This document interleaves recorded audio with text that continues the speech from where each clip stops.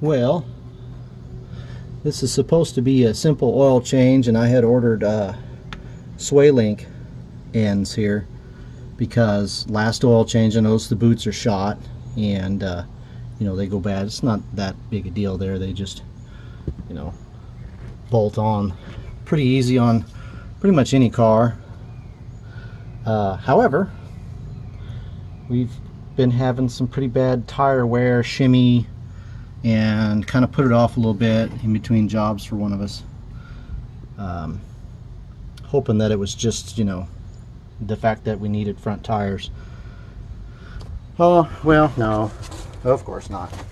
It is in fact the ball joint. Okay, as I was saying, it is in fact the ball joint. I can't get a good angle on it to show you how much deflection it has. You can see it real good with the tire on. Grab hold of the top and the bottom of the tire and wiggle, and there's a pretty fair amount of deflection front,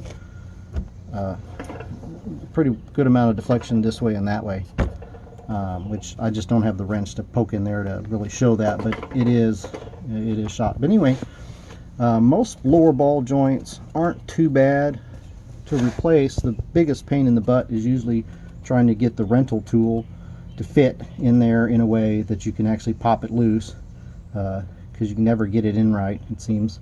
And also, generally speaking, the rental tools have been butchered by people and they don't work very well. But anyway, no, this particular vehicle, you have to buy the whole control arm. They are permanently affixed inside there. I'm sure there are replacement control arms that have replaceable ball joints, and the one I'm going to pick up may have. But this one from the factory, it's not going to come out of there. And also, none of the local auto stores carry just the ball joint. So even if I could drill that out, cut it out, they don't carry it. So it's going to be a $400 job, although I could get these parts online a lot cheaper. As it turns out, I need this car now. The real concern is whether or not that bolt for the control arm, which has a nice handy hole there, whether or not it will in fact slide through that hole with enough length to pull it out of there. And if it will not, this, which is the engine mount, will have to come off. So we will see.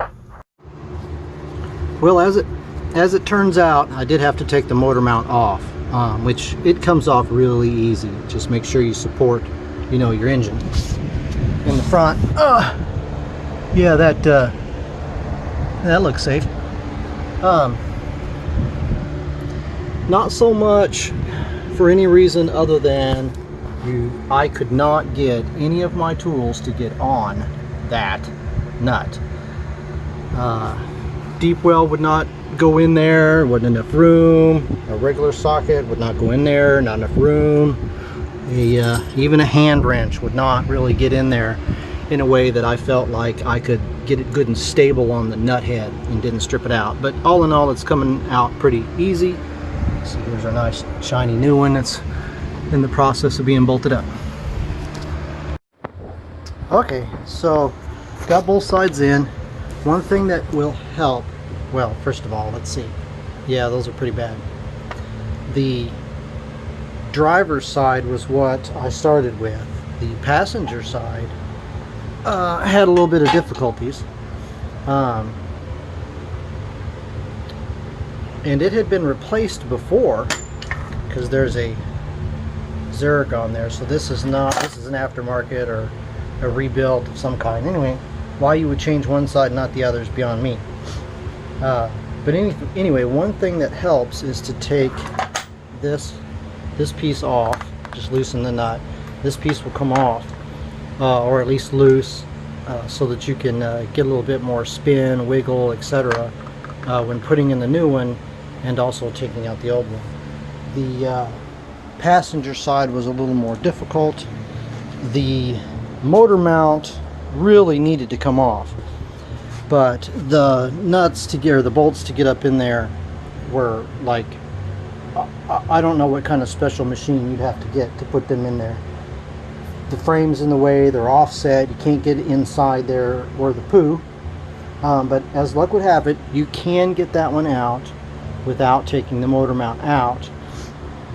You just kind of have to take everything else loose, take this one loose, take this one out, take this one loose and pull it down, take it off the steering knuckle, and then what you can do is just kind of pull the nut back, wiggle, hold your tongue just right. Eventually you can get it in just the right spot where with your fingertips you can wiggle that bolt out and you can get the new one in.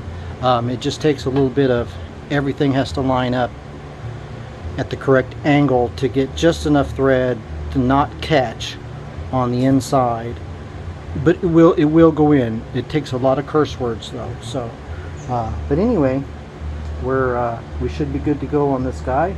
Doing an oil change next, and then it's off the tires because the front ones are shot.